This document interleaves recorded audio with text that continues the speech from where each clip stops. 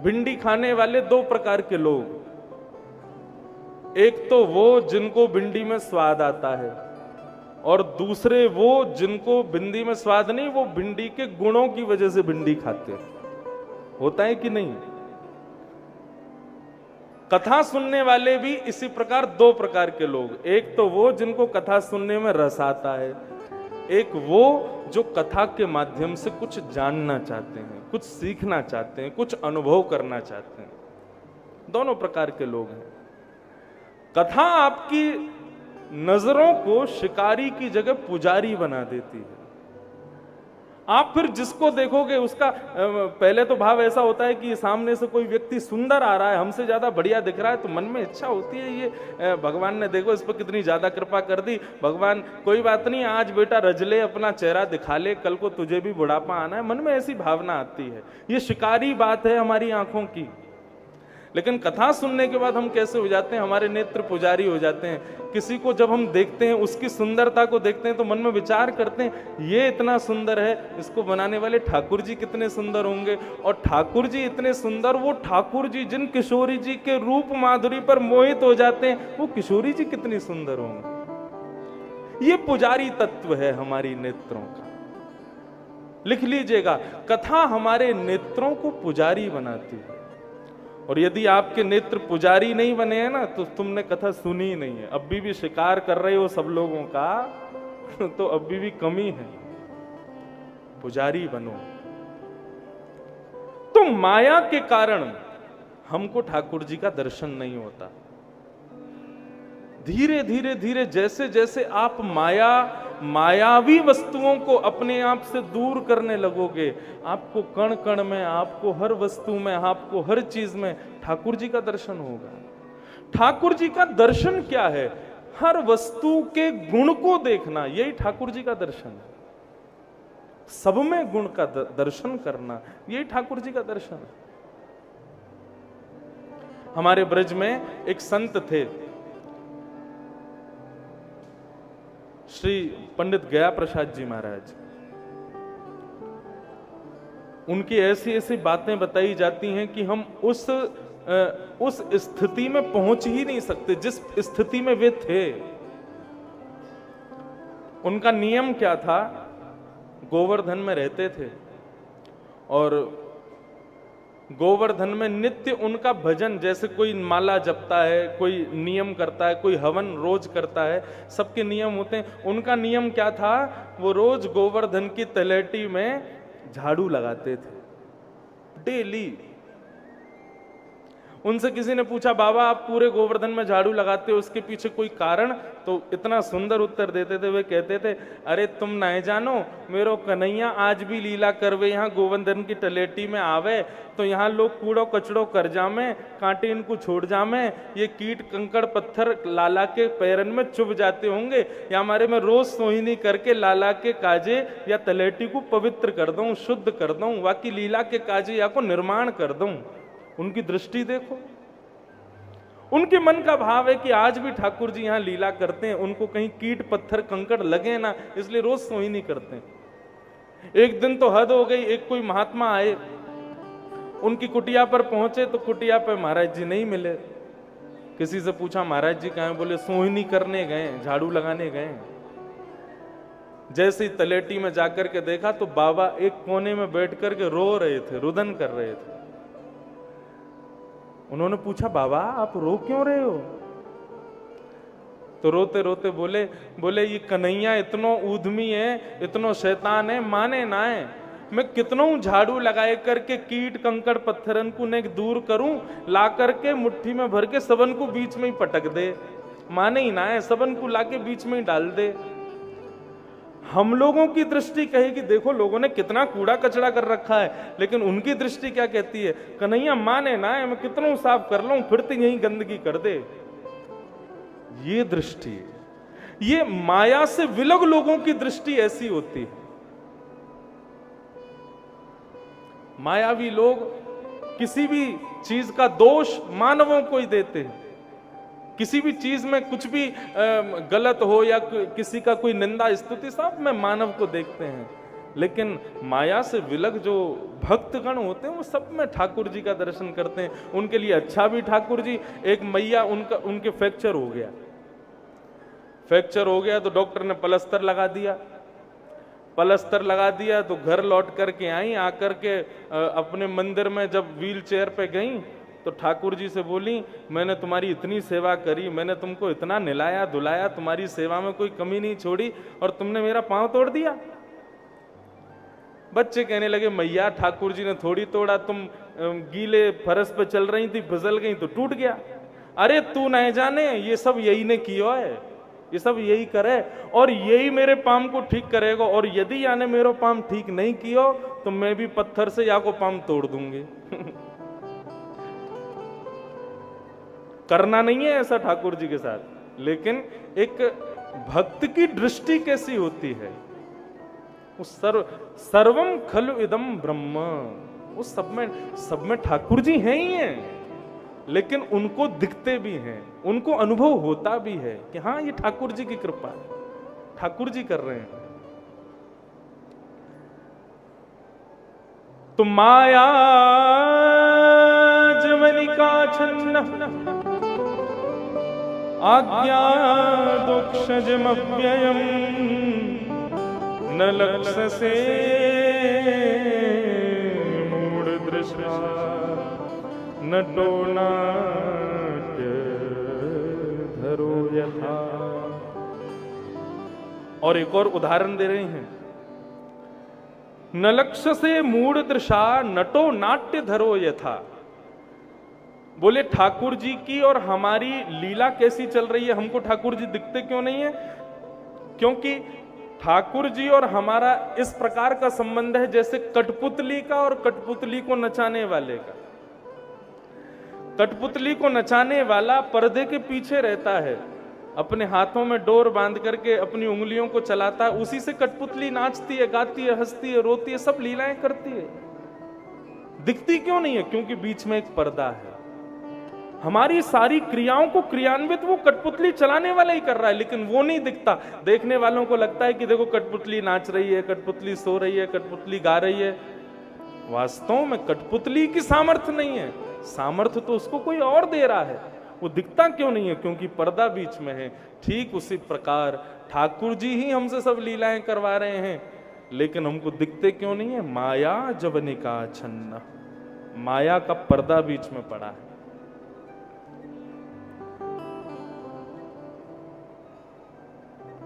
इस प्रकार कुंती ने दूसरा उत्तर दिया। भगवान बोले, अच्छा बुआ एक बात बताओ, अगर हम भगवान हैं तो हम किसके लिए पृथ्वी पर आते हैं? राक्षसों के लिए आते हैं कि भक्तों के लिए आते हैं? हमें बताओ। तब कुंती उत्तर देती है, तथा परमहंसानां मुनीनाम अमलात्मना भक्ति योग विधानार्थम कथम पश्येम स्त्रियम। कुंती उत्तर दे रही है, बोले हे प्रभु, आप राक्षसों के मारने के लिए पृथ्वी पर नहीं आते हो, क्योंकि आप परब्रह्म परमात्मा हो। यदि आपकी इच्छा ना हो ना तो रावण का जन्म ही नहीं होगा। आपकी इच्छा ना हो तो कंस जन्म ही नहीं ले सकता। आप उनको जन्म देते हो ये पूरी लीला रचने के लिए, लेकिन पृथ्वी पर यदि आने की बात आवे तो आप राक्षसों के लिए नहीं आते हो, आप तो हम जैसे भक्तों के लिए आते हो, हम जैसे लोगों पर कृपा करने आते हो। आपका आगमन हम भक्तों के लिए हुआ है प्रभु। कुंती इतने विश्वास से कह रही है कि ठाकुर जी सामने बैठ के बड़े प्रसन्न हो रहे हैं, बड़ा आनंद आ रहा है ठाकुर जी को। भगवान बोले, बुआ आपने कहा कि आप मुझको जानती हो? बोले हाँ मैं सब जानती हूं आपके बारे में। भगवान बोले, थोड़ा हमें भी बताओ हम कौन हैं? तो कुंती बोली, रुक जाओ अभी सारे भेद खोल दूंगी। बोले खोलो जरा, बताओ तो सही हम कौन हैं। तो कुंती कहती है कि कृष्णाय वासुदेवाय देवकी नंदनाय च नंद गोप कुमाराय गोविंदाय नमो नमः। आप कृष्ण हो। कृष्ण शब्द का अर्थ क्या होता है? कृष्ण भूवाचक शब्द है। पृथ्वी पर रहने वाले प्रत्येक मानव को कृषि कहा जाता है। केवल किसानी करने वाले कृषि नहीं, हम सब भी कृषि हैं, क्योंकि पृथ्वी ही हमारा पोषण करती है। तो कृषि भूवाचक शब्द और न निवृत्तिवाचक शब्द, मतलब कि जिस नाम को बोलने से पृथ्वी पर रहने वाले हम मानवों की निवृत्ति हो जाती है, वो है कृष्ण। आप कृष्ण हो। आप वसुदेव नंदन हो, वासुदेव।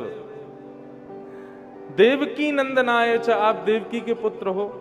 और नंद गोप कुमाराय, नंद यशोदा के भी आप बालक हो। मैं सब जानती हूं, आप एक के पुत्र नहीं हो, आप दोनों के पुत्र हो। गोविंदाय नमो नमः। हे गोविंद, मैं आपको प्रणाम करती हूं। बंधुओं, ये गोविंद नाम जो है ना भगवान का, बहुत ध्यान से सुनिएगा। जैसे कि घर के एक सदस्य को सब लोग अलग अलग नाम से पुकारते हैं, एक ही व्यक्ति को, कोई बड़े बुजुर्ग होंगे तो वो उसको, जो सब लोग अपना अपना नाम रख देते हैं ना, जो एक ही बालक का बड़े बूढ़े उसको लाला कह करके पुकारते हैं। छोटे लोग जो होते हैं वो उसको किसी और प्रकार से बुलाते हैं। हर घर में कुछ ना कुछ अलग अलग नाम ना होकर के अलग अलग चीजों से उसको पुकारते हैं। ऐसे ही बंधुओं, ठाकुर जी को पुकारने के लिए सहस्त्र नाम हैं, अलग अलग नाम हैं। हर प्रकार के व्यक्ति के लिए अलग अलग तरीके के नाम हैं। तो ये गोविंद नाम किसको बोलना चाहिए? जो बुजुर्ग हो गए हैं, जो अपनी वृद्धावस्था में हैं, उन लोगों को ठाकुर जी को गोविंद कह करके पुकारना चाहिए। कुंती ये बात कह रहे हैं। क्यों कन्हैया, गोविंद कह करके क्यों पुकारना चाहिए आपको? तब कुंती ही इसका उत्तर देती हैं कि गौशाला में गाय जब मुख से आवाज निकालती है ना, तो गौशाला में सेवा करने वाले ग्वारिया को पता होता है कि कौन सी गाय बुला रही है। किसी गाय के बुलाने पर वो जाए या ना जाए, लेकिन गौशाला की जो सबसे वृद्ध गाय है, जिसके अब बालक नहीं हो सकते, जो अब दूध नहीं देती, जो केवल एक कोने में खड़ी खड़ी केवल अपनी सेवा कराती है, तो वृद्ध गाय का एक नियम होता है, वो मुख से आवाज बहुत कम निकालती है, बस चारा खाती है और बैठी रहती है। लेकिन यदि कभी वृद्ध गाय बोलती है तो गौशाला का जो ग्वारिया होता है ना, वो तुरंत जाता है, अरे आज ये कैसे बोली। ठीक उसी प्रकार हे कन्हैया, ये पूरा जो पृथ्वी है ना, ये तुम्हारी गौशाला है, और यहाँ पर इतनी सारी गायें हैं, सब तुमको पुकारते हैं, लेकिन तुम जाओ ना जाओ कोई गारंटी नहीं। लेकिन यदि तुमको कोई गोविंद कह करके पुकारता है, तो तुमको लगता है कि कोई आर्त भाव से पुकार रहा है, कोई अति वृद्ध मुझे पुकार रहा है, तो अति वृद्ध के भाव से तुम गोविंद नाम सुन करके दौड़े चले आते हो। इसलिए मैं तुमको गोविंद कह करके पुकार रही हूं। एक प्रकार से कह दूं तो कोई बड़ी बात नहीं, गोविंद बार बार बोलने वाले व्यक्ति की जल्दी मुक्ति हो जाती है। मतलब जिसको जाने की तैयारी है, वो आज से ही गोविंद नाम का जाप शुरू कर दें, तो उनके कुछ ही दिन में विमान आ जाएंगे। और यदि तुमने युवावस्था में ही गोविंद कहना शुरू कर दिया, तो फिर तैयार हो जाना। देखो, ऐसा बात नहीं है, ये एक विनोद की बात है। लेकिन हाँ, ये जरूर है कि जब आपको लगे ना कि अब संसार से निवृत्ति चाहिए, तो गोविंद कहना शुरू कर देना। Govind is just like a emergency call. Thakur ji को आप कॉल कर रहे हो, भाई गोविंद गोविंद गोविंद। ठाकुर जी, अच्छा हो गए तुम निवृत्त? बोले हाँ, मैं निवृत्त हूं, जाने के लिए तैयार हूं। तो गोविंद नाम का जब कीर्तन करोगे, ठाकुर जी तुरंत ले जाएंगे अपने साथ। गोविंद शब्द का अर्थ क्या होता है? गो यानी कि ज्ञान।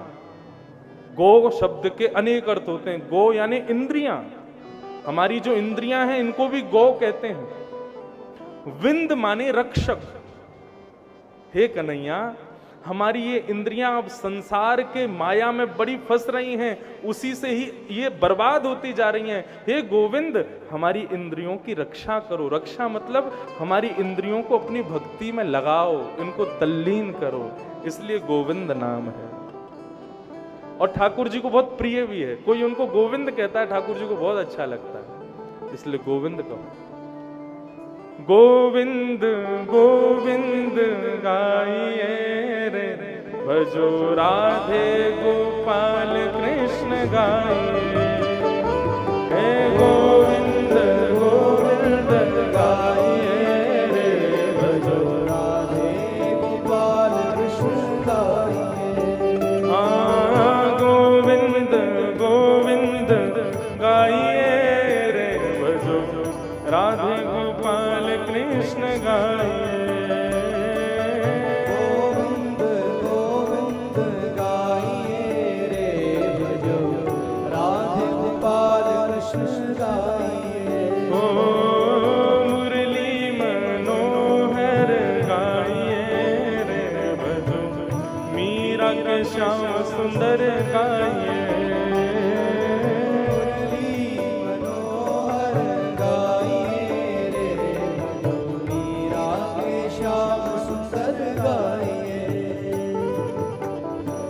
गोविंद नाम ठाकुर जी को अति प्रिय।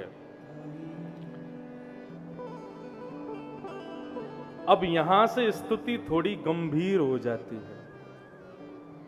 अभी तक तो हंसते हंसते कुंती स्तुति कर रही थी, लेकिन भगवान ने एक दो बार जब अपने रथ की ओर देखा तो कुंती को लगा अब इनको जाने की इच्छा है। तो कुंती ने थोड़े गांभीर्य भाव में ठाकुर जी के सामने प्रस्तुत किए अपने मन के भाव।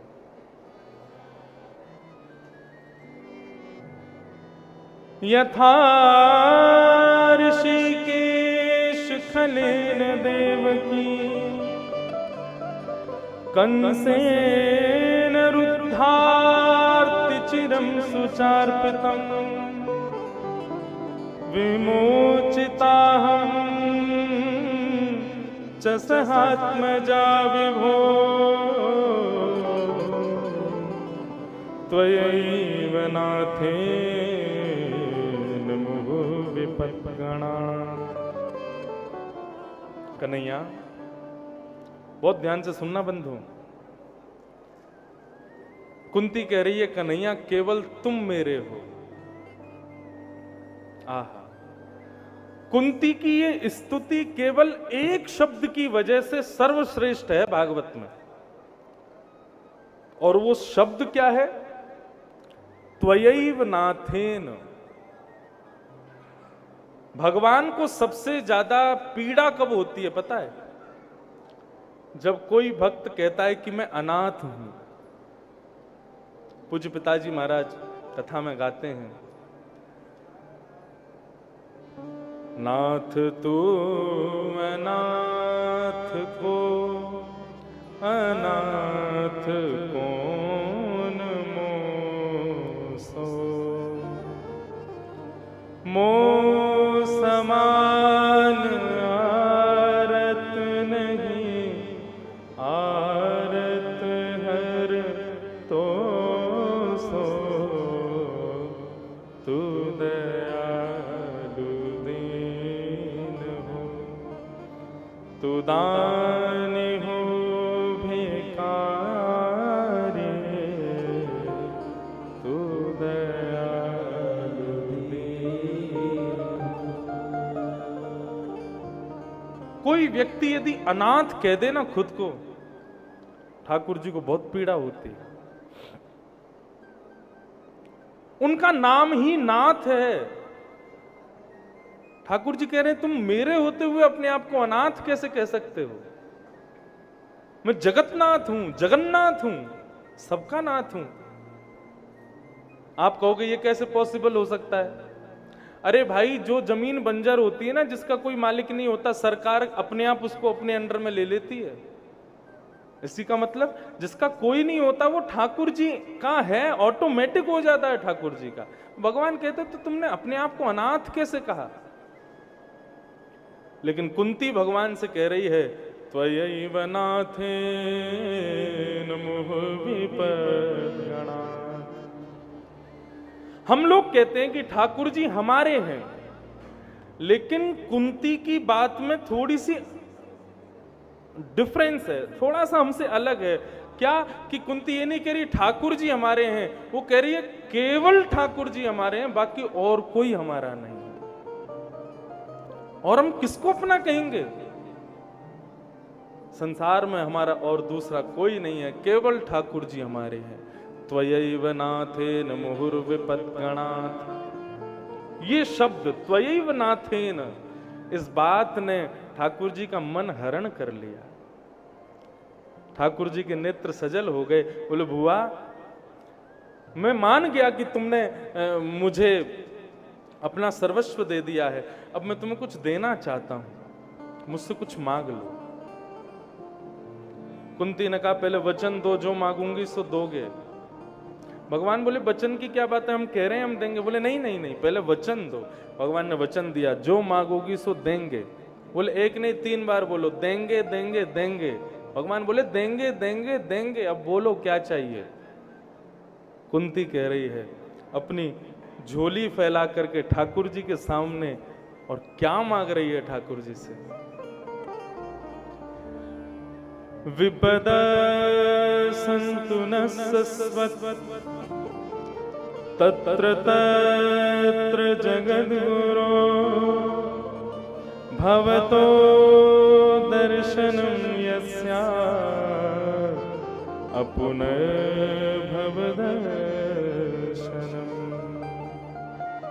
कन्हैया, यदि आप मुझे कुछ देना चाहते हो तो एक ही वरदान दे दो। क्या? इस संसार में जितने भी बड़े से बड़े दुख हैं ना, जितने बड़े से बड़े कष्ट हैं ना, वो इस कुंती के जीवन में आकर के डेरा जमा लें, ऐसी कृपा कर दो मुझ पर। भगवान स्तब्ध हो गए।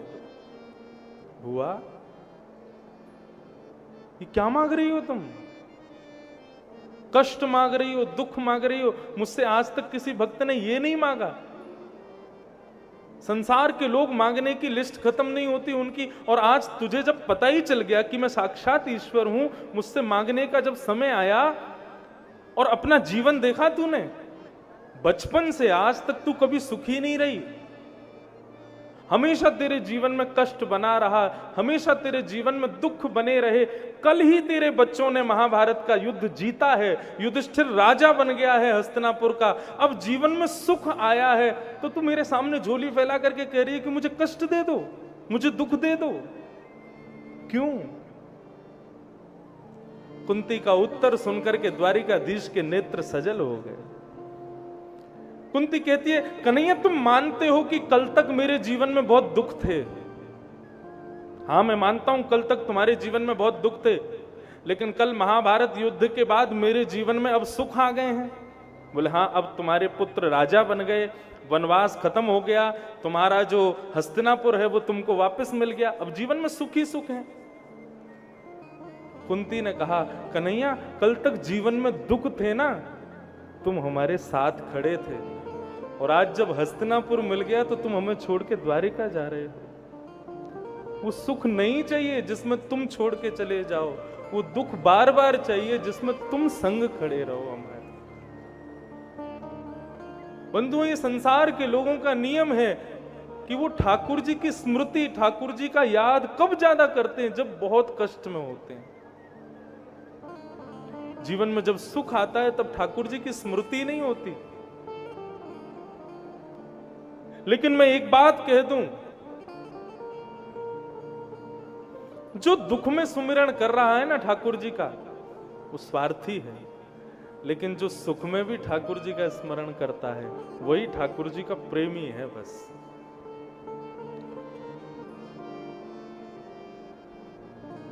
कोई कहता है मैं बहुत बड़ा करोड़पति, मेरे पास में इतनी सारी गाड़ियां, मेरा इतने बड़े बैंक बैलेंस, मेरे इतने बड़े बड़े घर, इनको संपत्ति नहीं कहते हैं। कोई कहे कि मेरे साथ तो बुरा ही बुरा होता है, मेरी माँ चली गई, मेरे पिता चले गए, मेरी पत्नी छोड़ के चली गई, मेरे बच्चे पढ़ते लिखते नहीं, आदि आदि सब दुखी। इनको दुख नहीं कहते। वास्तव में सुख और दुख क्या है सुन लीजिए। विपदो नैव विपदः संपदो नैव संपदः विपद विस्मरणम विष्णोः संपद नारायण स्मृति। बहुत वैभव होना आप धनवान नहीं माने जाओगे, बहुत कष्ट में होना आप दुखी नहीं माने जाओगे। विपत्तियों को विपत्ति नहीं कहते, संपत्तियों को संपत्ति नहीं कहते। भगवान की याद बने रहना ये सबसे बड़ी संपत्ति, और भगवान को भूल जाना इससे बड़ी कोई विपत्ति नहीं हो सकती, इससे बड़ा कोई दुख नहीं हो सकता। हरि स्मृति हमारे जीवन में रहे बस। बंधुओं देखो, इस कथा के बाद में ऐसा तो है नहीं कि यहाँ पे ठाकुर जी प्रकट हो जाएंगे, आप सब लोगों को मिल जाने वाले हैं, ऐसा कुछ नहीं होने वाला। केवल एक चीज आप अपने साथ लेके जाओगे, वो है इस कथा की स्मृति, इस कथा की यादें, इस कथा के अनुभव। ये अनुभव, ये यादें, ये स्मृतियां ही आपको ठाकुर जी के पास पहुंचा देंगे। अगर ये स्मृति विस्मृत हो गई ना, उस दिन को सबसे काला दिन मानना, उस दिन को सबसे बड़ा दुख वाला दिन मानना कि हम ठाकुर जी को भूल गए, हमने ठाकुर जी को याद नहीं किया। आज कुंती कह रही है, कन्हैया मुझे दुख दे दो, क्योंकि दुख में तुम साथ रहते हो, दुख में तुम्हारा अनुभव होता है कि तुम पास बैठे हो। दुख में एक आशा रहती है तुमसे, क्या पता तुम हमको यहां से निकाल दो, तुम हमको यहां से बचा लो। लेकिन सुख आने के बाद में ना अपने आप पर अहंकार हो जाता है कि अरे मैंने सब कर लिया, मैं तो यहां से भी निकल जाऊंगा, अरे ये कौन सी बड़ी बात है, इसको तो ऐसे कर दूंगा। सुख में ही अभिमान आ जाता है, लेकिन दुख में हम तुम्हारी तरफ समर्पित हो जाते हैं कि हे प्रभु रक्षमाम, मेरी रक्षा करो। इसलिए कन्हैया मुझे सुख नहीं चाहिए, मुझे फिर से दुख दे दो, ताकि मेरा कन्हैया मेरे पास रहे, मेरा लाला मेरे साथ रहे। ये बात कहना हुआ कि ठाकुर जी ने दौड़ करके कुंती को अपने हृदय से लगा लिया। बुआ मैं तुझे वचन देता हूं, तू जब नेत्र बंद करके मेरा ध्यान करेगी, मैं प्रकट होकर के तुझे दर्शन दिया करूंगा। तो जब मुझे बुलाएगी तब मैं तेरे पास आया करूंगा। कुंती ने भगवान की स्तुति गाई। कुंती पर ठाकुर जी ने कृपा की। भगवान रथ पर फिर बैठ गए। बोले अब मैं जाऊं द्वारिका?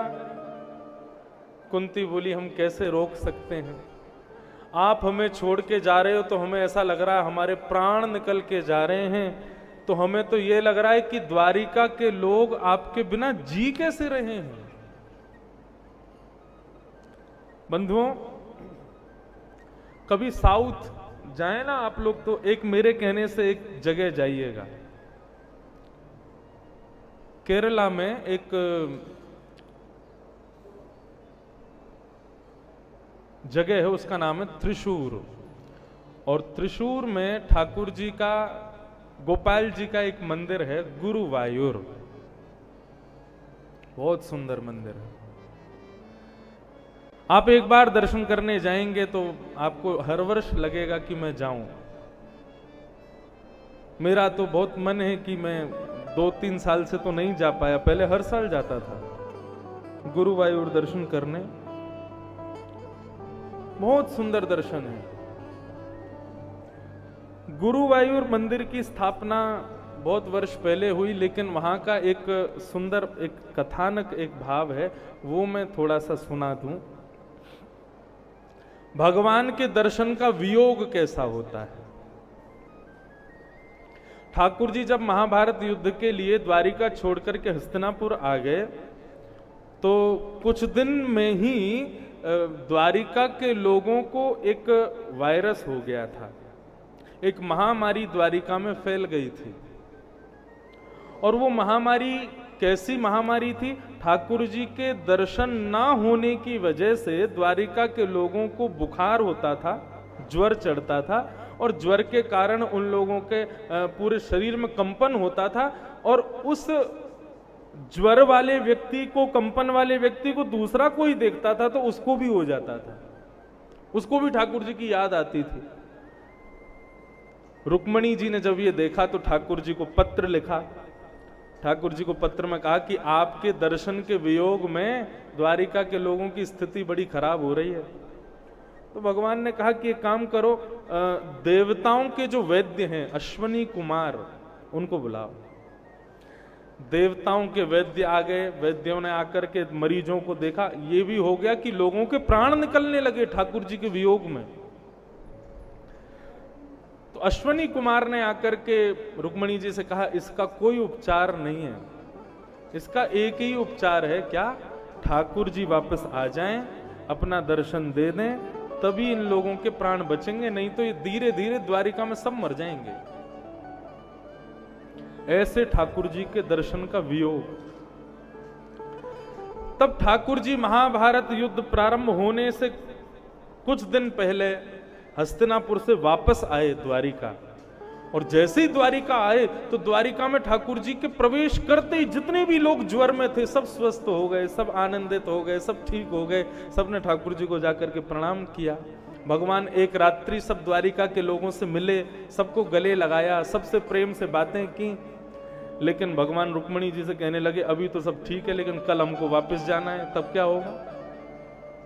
बोले, प्रभु कुछ करके जाओ, आप कोई व्यवस्था करके जाओ।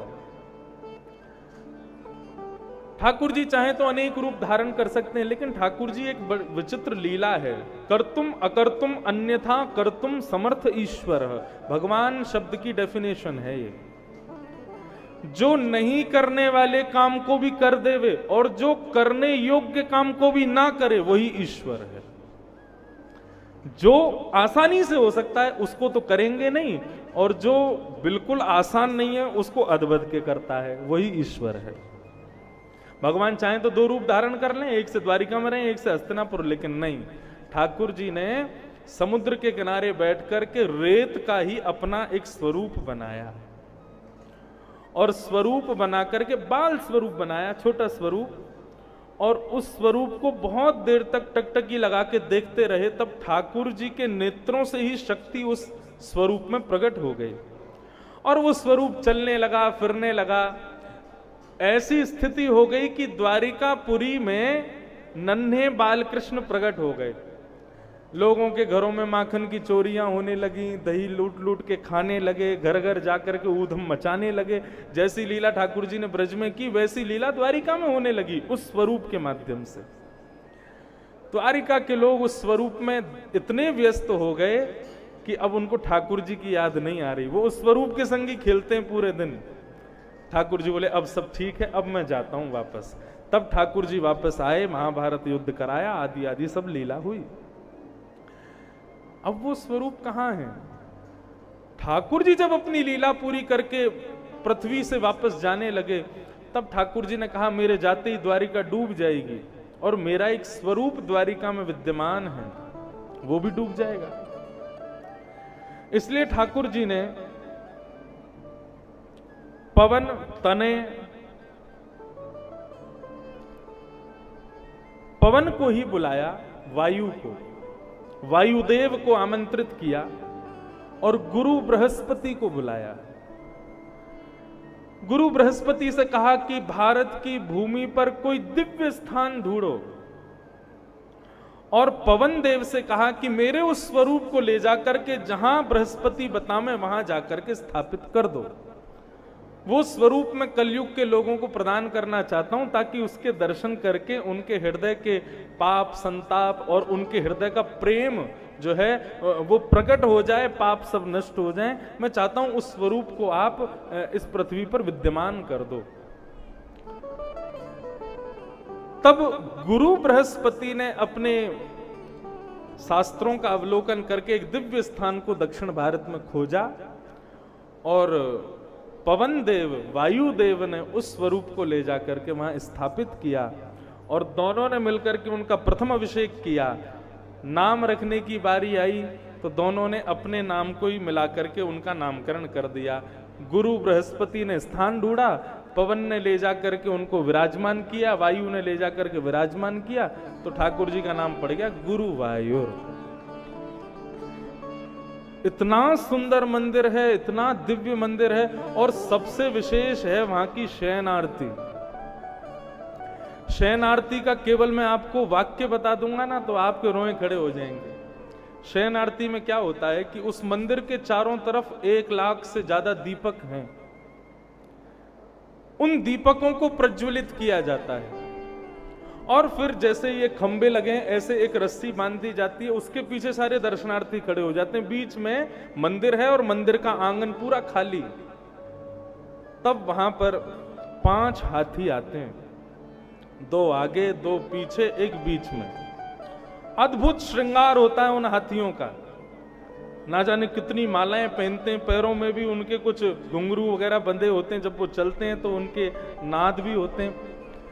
आगे जो 2 हाथी होते हैं उन पर पुजारी खड़े होते हैं आरती लेकर के, पीछे जो 2 हाथी होते हैं उन पर पुजारी खड़े होते हैं चंवर लेकर के।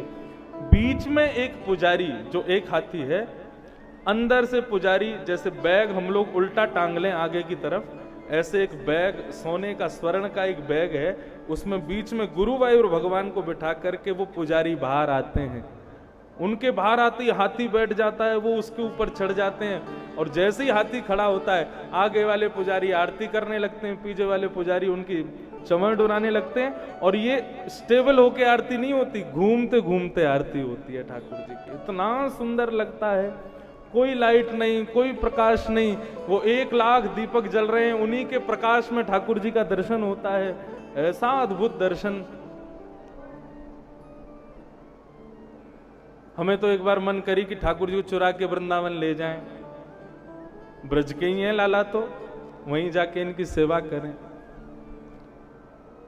जीवन में उनका दर्शन जरूर करना बंधुओं को भी समय मिले तो। बहुत सुंदर स्वरूप है।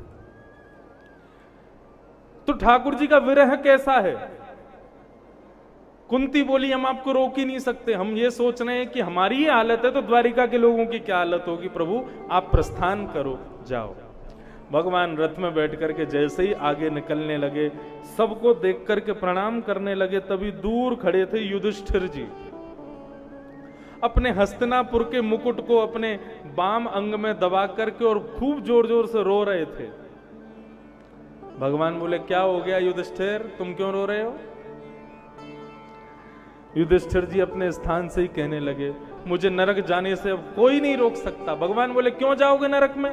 बोले मैंने महाभारत युद्ध किया, कितनी माताओं को विधवा करवा दिया, कितने बालकों को अनाथ करवा दिया, मैंने पूरी कुरुक्षेत्र की नगरी को खून से रंगित कर दिया, अपने भाइयों को मार दिया, अपने गुरुजनों को मार दिया, अपने प्रियजनों को मार दिया, मुझे नरक जाने से कोई नहीं रोक सकता। भगवान ने रथ का चाबुक फिर से खींचा, रथ को खड़ा किया, फिर उतर गए। भगवान बोले क्या करें अब हम, ये लोग जाने नहीं देंगे ऐसे। ठाकुर जी बोले अब युधिष्ठिर को ज्ञान नहीं दे सकता मैं। अर्जुन को यही सेम डिट्टो जो युधिष्ठिर को अब हो रहा है ना, यही अर्जुन को हुआ था युद्ध करने से पहले। भगवान कह रहे हैं क्रिया को करने से पहले सावधान हो जाओ तो तुम श्रेष्ठ हो, लेकिन क्रिया जब हो जाती है, जब वो काम हो जाता है, उसके बाद सिर पकड़ करके बैठे हो मैंने ऐसा क्यों कर दिया। भगवान कहते हैं ये सबसे बड़ी गलती है, सबसे बड़ी भूल है तुम्हारी।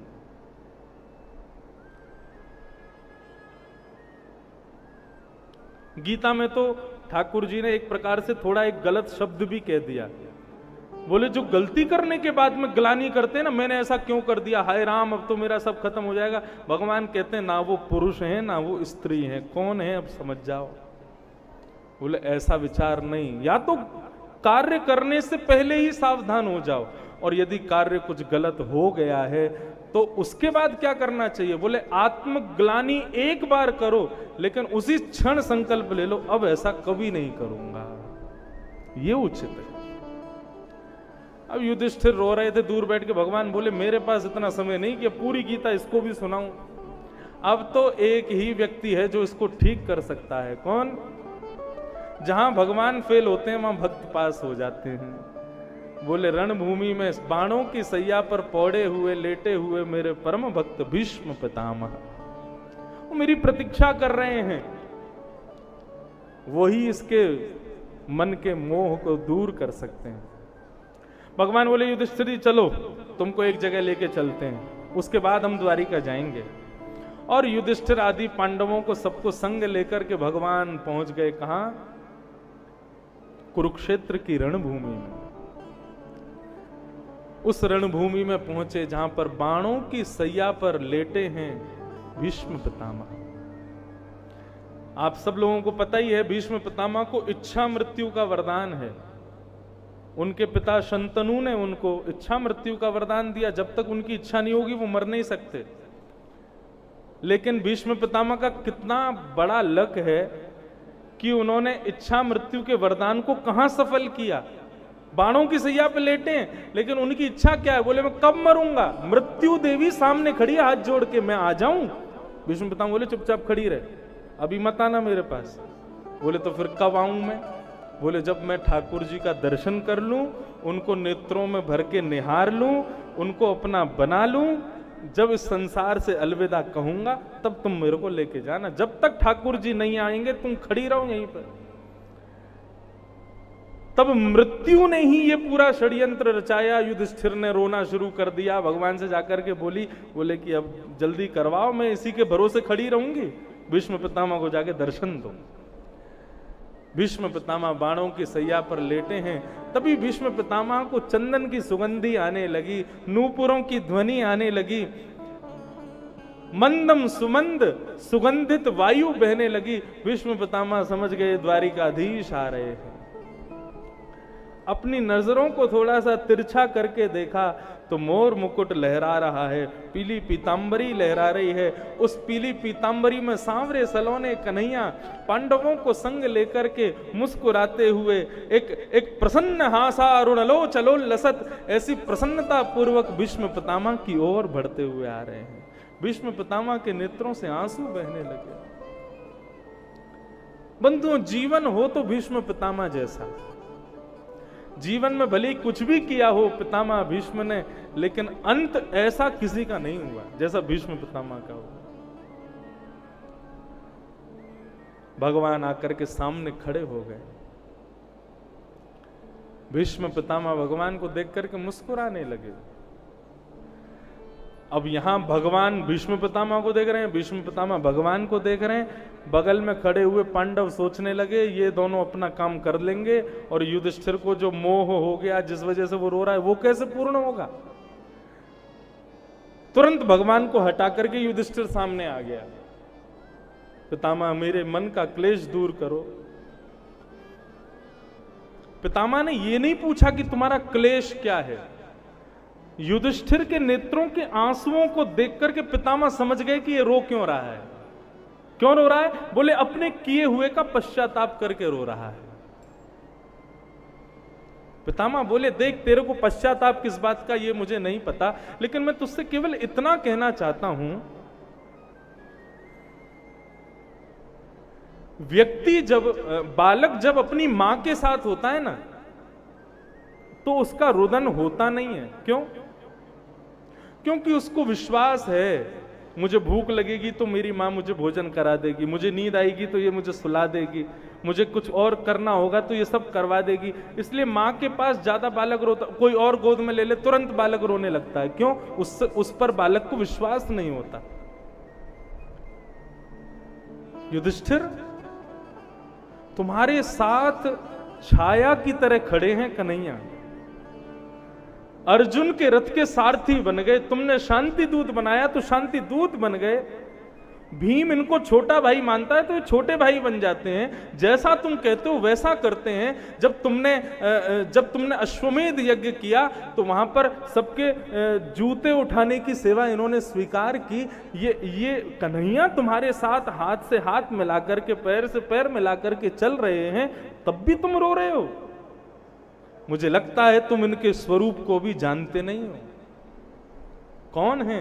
ए सवई भगवान साक्षात दद्यो नारायण कुमार।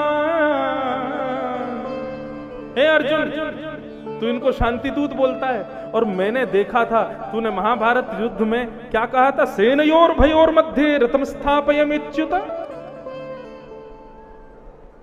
तुमने प्रार्थना नहीं की थी कन्हैया से तुमने आज्ञा की थी कन्हैया को कि मेरे रथ को ले जाकर के उभय सेना के बीच में खड़ा कर दीजिए, कन्हैया मैं देखना चाहता हूं किससे युद्ध करना है। उस समय मेरे भीतर ज्वाला उठ गई थी, मैं चाहता तो तुमको एक बाण में नष्ट कर देता अर्जुन।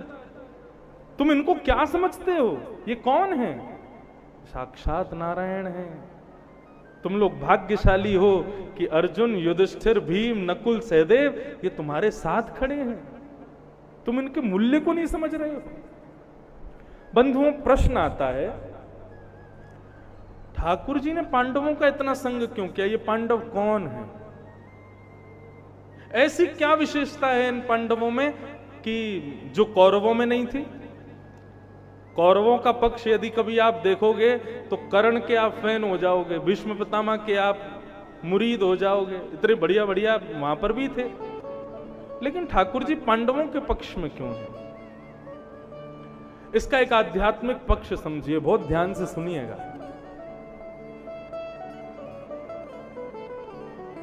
मैं अपनी कथा में समझाता हूं, लेकिन और बढ़िया से समझ आए इसलिए ध्यान से सुनो। युधिष्ठिर, भीम, अर्जुन, नकुल, सहदेव, ये 5 भाई,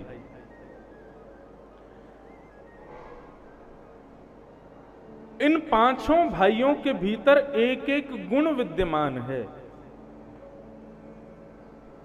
युधिष्ठिर का गुण क्या है? युधिष्ठिर का गुण है धर्म। इसीलिए आप लोग कभी सुनते होंगे धर्मराज युधिष्ठिर।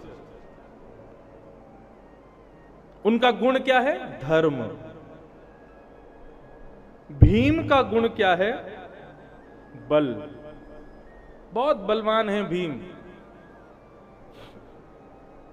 घटोत्कच के पिताजी, बहुत बलवान।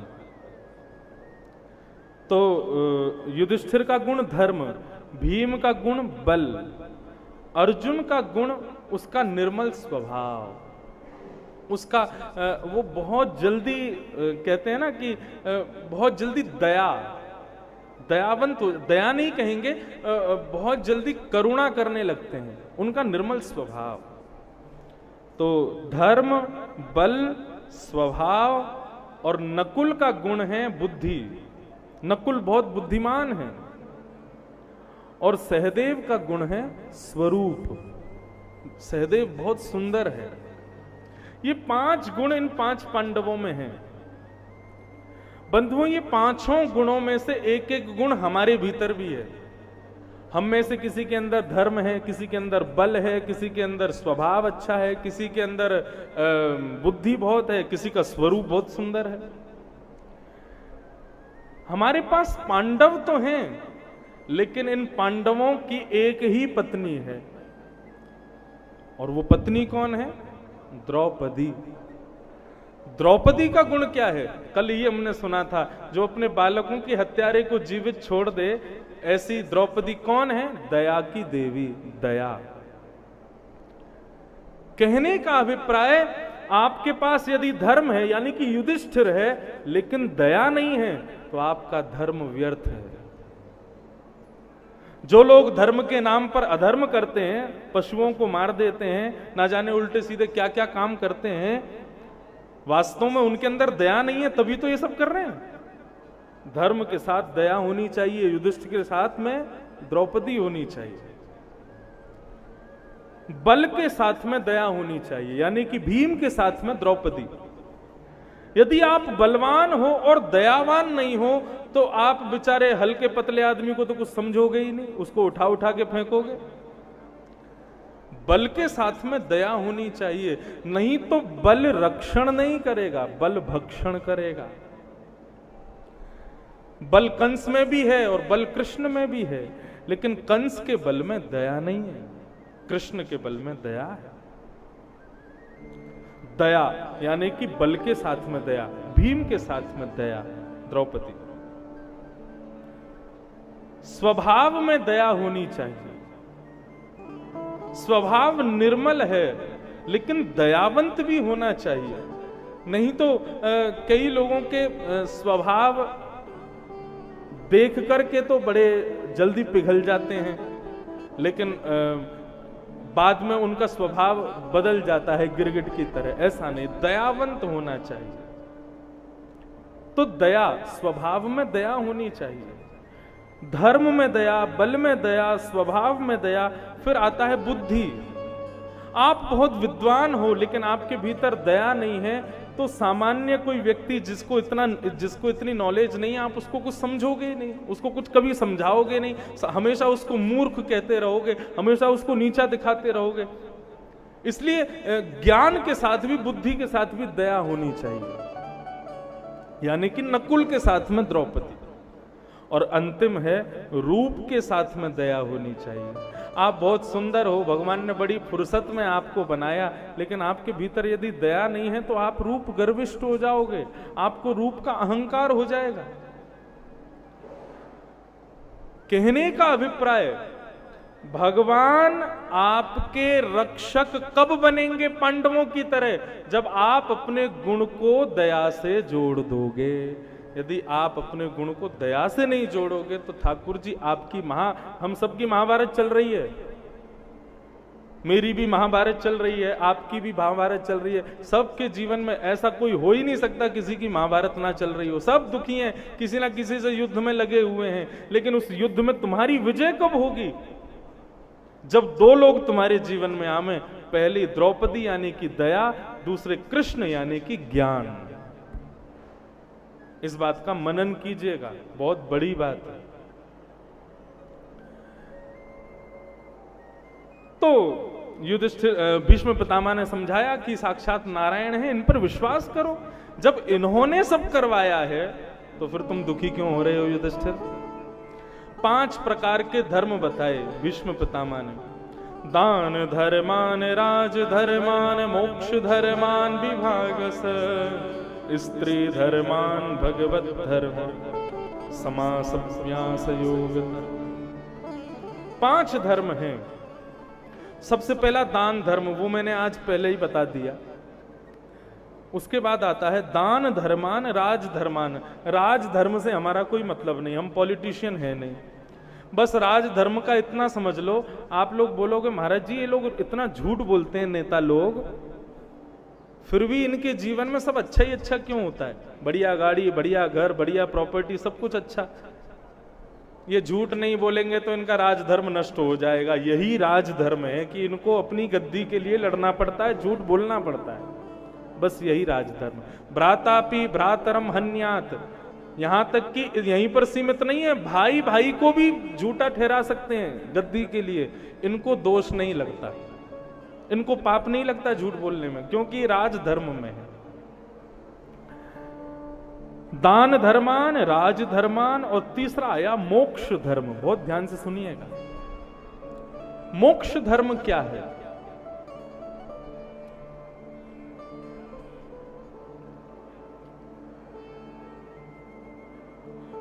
बारी मृथे घृत होत वरु, सिकताते वरु तेल, बिनु हरि भजन न भवतरहि, यह सिद्धांत अपेल। मोक्ष सबको चाहिए, सब चाहते हैं कि हम मुक्त हो जाएं, हमें मोक्ष मिल जाए, हम इस संसार से मुक्त हो जाएं। देखो बंधुओं, एक मेरी बात सुनिएगा, जो लोग ऐसा सोचते हैं मरने के बाद मुक्ति मिलती है, बहुत गलत सोचते हैं। आप जीते जी मुक्त हो सकते हो। कैसे? अपने कर्तव्यों से निवृत्ति, अपने लोक धर्मों से निवृत्ति, अपने सांसारिक कर्मों से निवृत्ति, अपनी बौद्धिक चिंता से निवृत्ति और अपने शारीरिक धर्मों से निवृत्ति, यही मोक्ष है। आपका दिमाग चिंता करना बंद कर दे, आप किसी को अच्छा लगेगा, किसी को बुरा लगेगा, मेरा ये कर्म, ऐसा विचार करना छोड़ दो। आपके शरीर को व्यवस्थाएं अव्यवस्थाओं से फर्क पड़ना बंद हो जाए तो आप मुक्त हो, जीते जी मुक्त हो। यही मोक्ष है। हम लोग मोक्ष किसको मान लेते हैं? बोले शरीर छूट जाए, उसके बाद संसार से हम उड़ करके भगवान के पास चले जाएं, वो मोक्ष है। लेकिन शास्त्र आज्ञा करते हैं जब तक इस संसार में रहते हुए इन सब से निवृत्त नहीं हो जाओगे तब तक तुमको मोक्ष नहीं मिलेगा।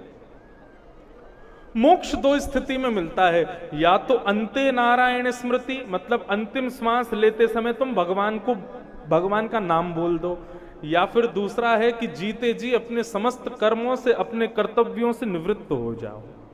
दो स्थिति में मोक्ष प्राप्त होता है। मोक्ष धर्म भगवत भजन से प्राप्त होता है। अच्छा एक बात बताएं, भजन जरूरी क्यों है? क्योंकि अंत राम कही आवत नाही, जन्म जन्म मुनि जतन कराही, अंत राम कही आवत नाही। लोग जीवन भर खूब जतन करते हैं कि अंत में हमारे मुख से भगवत नाम निकल जाए, लेकिन 99.9% हम लोग फेल हो जाते हैं। जब हमारे प्राण निकलने वाले होते हैं उस समय भगवान की याद नहीं आती, बाकी सब याद आ जाते हैं। ये शास्त्रों ने प्रमाणित किया है कि आपको उस समय भगवान याद नहीं आएंगे, बाकी सब याद आ जाएगा। तो फिर क्या करें? हमारे जीवन भर की कथा सुनना, जीवन भर का व्रत करना, नियम करना, भजन करना, ये सब व्यर्थ हो जाएगा? नहीं। ठाकुर जी इसका बहुत सुंदर उत्तर देते हैं। भगवान कहते हैं जो जीवन भर मेरी खूब कथा सुनते हैं, मेरा खूब भजन करते हैं, मेरे खूब संतों की सेवा करते हैं, ब्राह्मणों की सेवा करते हैं, मेरी खूब आनंद से सेवा करते हैं, ऐसे लोग यदि अंतिम क्षण में मेरा स्मरण नहीं कर पाते तो उनकी मृत्यु के समय मैं उनका स्मरण कर लेता हूं, मैं उनकी स्मृति कर लेता हूं, मैं उनको याद कर लेता हूं। मान लो कोई बहुत बड़ा भगवत भक्त खूब भजन करता है, अब आजकल अटैक बता के तो आता नहीं, मैं आ रहा हूं, सावधान हो जाओ, भगवान का नाम शुरू कर दो, वो कभी भी आ जाता है। यदि किसी ने बहुत भगवत भजन किया और उसको रात में सोते सोते अटैक आ जाए तो उसकी मृत्यु की अंतिम श्वास जब निकल रही होती है तब भगवान उसको याद कर लेते हैं। तो भगवान जिसको याद कर लें उसको भी मुक्ति प्राप्त होती है। तो हम बार बार ठाकुर जी का नाम संकीर्तन क्यों करते हैं, ठाकुर जी को याद क्यों करते हैं, ठाकुर जी की कथा क्यों सुनते हैं? कहीं ठाकुर जी की लिस्ट में हमारा नाम पहुंच जाए। हाँ, कोई इंद्रेश नाम का एक वक्ता है, कथा करता है, और यदि उनके मन में भी हमारा नाम आ जाए कि कोई इंद्रेश नाम का वक्ता है तो मेरी मुक्ति तो कन्फर्म है। हम इसीलिए तो भजन कर रहे हैं, इसीलिए तो कथा सुना रहे हैं, इसीलिए कथा सुन रहे हैं कि ठाकुर जी हमको याद कर लें। दो स्थितियां हैं, या तो तुम उनका स्मरण करो या वो तुम्हारा स्मरण कर ले। तुम उनका स्मरण कर सकते हो क्योंकि वो परम सत्ता है, लेकिन वो तुम्हारा स्मरण करें इस लायक तो बनो, इस योग्य तो बनो कि वो तुमको याद करें। ऐसा नहीं है भगवान याद नहीं करते, कितनों को याद किया, कितनी कथाएं बताई जाती हैं। ठाकुर जी ने अपने भक्तों को याद किया, अपने भक्तों को स्मरण किया, अपनी भक्तों की स्मृति की। तुकाराम जी, नामदेव जी, मीराबाई, इन सबको ठाकुर जी ने याद किया, इनकी स्थिति में याद किया, वह मुक्ति। तो ये मोक्ष धर्म, दान धर्म, राज धर्म, मोक्ष धर्म। अब चौथा आता है स्त्री धर्म। स्त्रियों का धर्म क्या है? एक ही धर्म एक ही व्रत नेमा, काया वचन मन पति पद प्रेमा। बंधुओं, एक व्यक्ति ने मुझसे प्रश्न किया, महाराज जी इन 5 धर्मों ने भीष्म पितामह ने पुरुषों को क्यों नहीं बताया, स्त्रियों को क्यों बता रहे हैं कि स्त्री धर्म क्या है, पुरुष धर्म क्यों नहीं बताया? क्योंकि भीष्म पितामह भी हमें लगता है कि वुमेन एम्पावरमेंट को बढ़ावा नहीं देते। उन्होंने भी स्त्रियों को ही समझा कि उन्हीं को ही समझाने की जरूरत है। ऐसा नहीं है। देखो बंधुओं,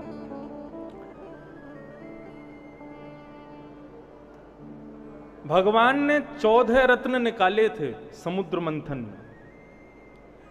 उन 14 रत्नों में एक रत्न था लक्ष्मी। लक्ष्मी यानी कि माताएं। पुरुष नहीं निकला था। हमको भी हड़ताल करनी चाहिए कि हम क्यों नहीं निकले समुद्र मंथन में, हम क्यों नहीं आए बाहर। माताएं, लक्ष्मी का प्रादुर्भाव समुद्र मंथन से हुआ, माताओं का प्रादुर्भाव आगे कथा आती है, वो तो वाम अंग से ब्रह्मा जी के से माताओं का जन्म हुआ, लेकिन हम क्या कहते हैं, ये लक्ष्मी हैं। लक्ष्मी का प्रादुर्भाव कहां से हुआ?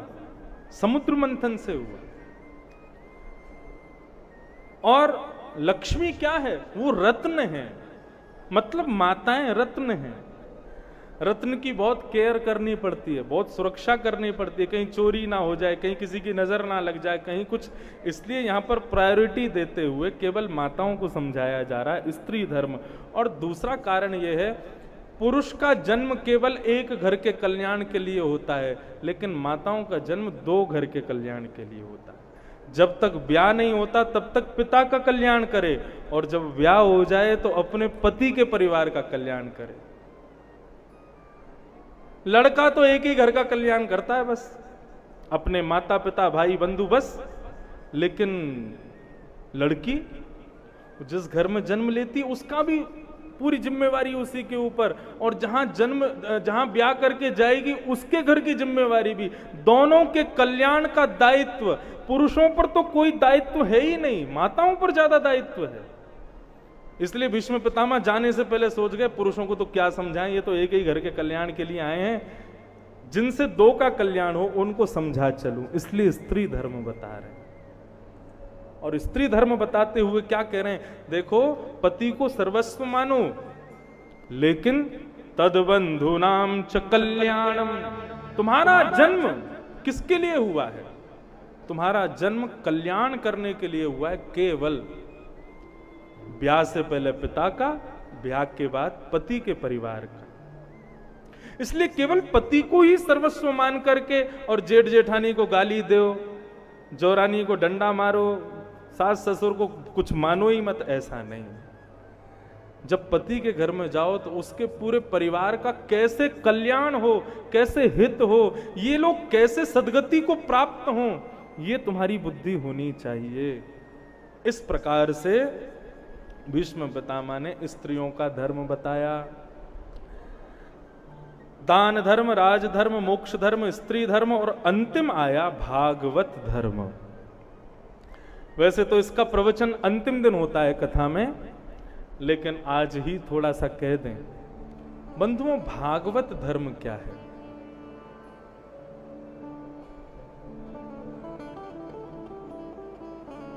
कायेन वाचा मनसेन्द्रियैर्वा बुद्ध्यात्मना भानुषितस्वभावात् करोमि यत् सकलं परस्मै नारायणायेति समर्पयेत्। नारायणायेति समर्पयेत्। कायेन वाचा, अपनी काया से, अपनी वाणी से, कायेन वाचा मनसेन्द्रियैर्वा, अपनी काया से, अपने मन से, अपनी इंद्रियों से, अपनी बुद्धि से, अपने स्वभाव से तुम जो कुछ भी अच्छा करते हो, जो कुछ भी श्रेष्ठ करते हो, उसका श्रेय अपने पास मत रखा करो, उसका श्रेय ठाकुर जी को दे देना। यही भागवत धर्म है। मुदगल जी कहें मैंने देखो कितनी बढ़िया कथा कराई, नहीं, आपने नहीं करवाई। वास्तव में टेंट वाले बन के ठाकुर जी आए थे, लाइट वाले बन के भी ठाकुर जी आए थे, माइक वाले भैया भी ठाकुर जी हैं, सारे गंधर्व हमारे ठाकुर जी हैं, सारे पंडित जी हमारे ठाकुर जी हैं, और तो और व्यास भी ठाकुर जी हैं। ये सब ठाकुर जी करवा रहे हैं। ऐसी विचारधारा रख लेना मात्र ही भागवत धर्म है। मैं कोई भी सत्क्रिया अपने स्वतंत्र स्वभाव से कर ही नहीं सकता। मैं जो कुछ भी कर रहा हूं या जो कुछ भी मेरे द्वारा सत्कर्म हो रहा है, ये सब ठाकुर जी की कृपा है। इतना मान लेना मात्र ही भागवत धर्म है। अच्छा, अब ये तो रही एक बात, अब दूसरे तरीके से समझो। जैसे पैसे मिलने के बाद में खर्च हो जाते हैं ना, ऐसे ही पुण्य आने के बाद पुण्य भी खर्च होते हैं। आपने ओमकारेश्वर में जाके जल चढ़ाया, महाकाल भगवान को जल चढ़ाया, द्वारिकाधीश का दर्शन किया, जगन्नाथ भगवान का दर्शन किया, बद्रीनाथ की यात्रा की, रामेश्वरम की यात्रा की, तो इनका पुण्य इकट्ठा हो गया। पुण्य कैसे खर्च होता है? आपकी कहीं प्रशंसा हो रही हो, आपका कहीं यश गाया जा रहा हो, आपके बहुत नाम, यश, वैभव, कीर्ति, ये सब पुण्य को खर्च करते हैं। आपकी बहुत प्रशंसा आदि कहीं पर हो रही हो, यश का गान हो रहा हो, बहुत वैभव आपका बढ़ रहा हो, तो ये सब किसके बदले होता है? पुण्यों के बदले होता है। इसलिए भागवत धर्म क्या कहता है? भगवान के श्री चरणों को बैंक बना लो और जो कुछ भी पुण्य करो भगवान के चरण रूपी बैंक में जमा करते रहो, उसको वहां से निकालो मत। क्योंकि हम पुण्य को यदि अपने पास रखेंगे तो खर्च हो जाएगा, इसलिए ठाकुर जी को देते रहो। तो उसका प्रभाव क्या होगा?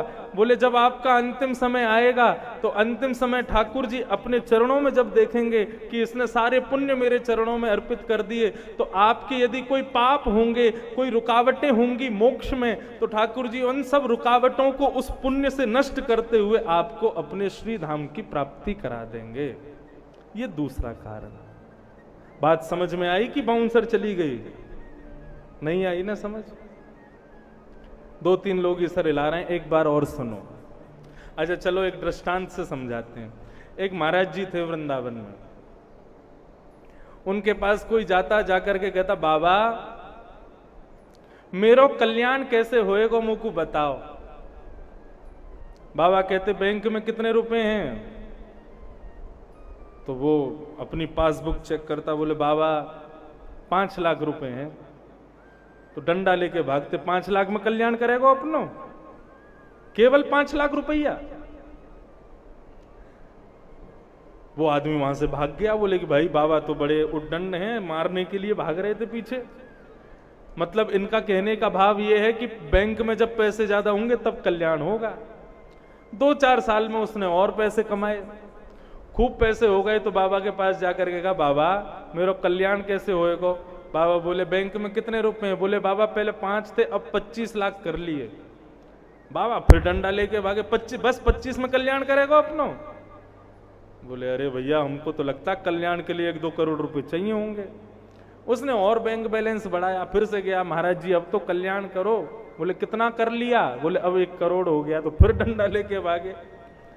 अंत तो गत्वा उनके चरण पकड़े व्यक्ति ने, बोले बाबा कोई लिमिटेशन नहीं है क्या?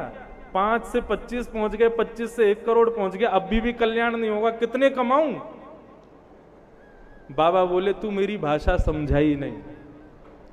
मैंने ये पूछा तूने कितना कमाया? कमाया केवल धन नहीं जाता, भगवान का नाम भी कमाया जाता है।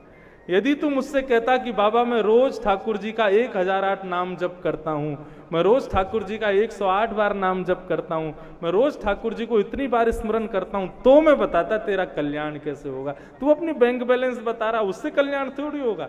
ठीक बंधुओं, उसी प्रकार कल्याण का मार्ग क्या है? हम जो कुछ भी करें वो सारा पुण्य, जैसे ये कथा करवाई, कथा करवाने के बाद हाथ में जल ले लो और जल लेकर के बस इतना कहना, नारायणाय समर्पयामि। मैंने जो कुछ भी किया इन सब का पुण्य मैं ठाकुर जी को अर्पित करता हूं, ठाकुर जी को प्रदान करता हूं। यही है भागवत धर्म। अपनी श्रेष्ठ क्रियाओं का श्रेय अपने पास ना रख करके ठाकुर जी को प्रदान करते हैं।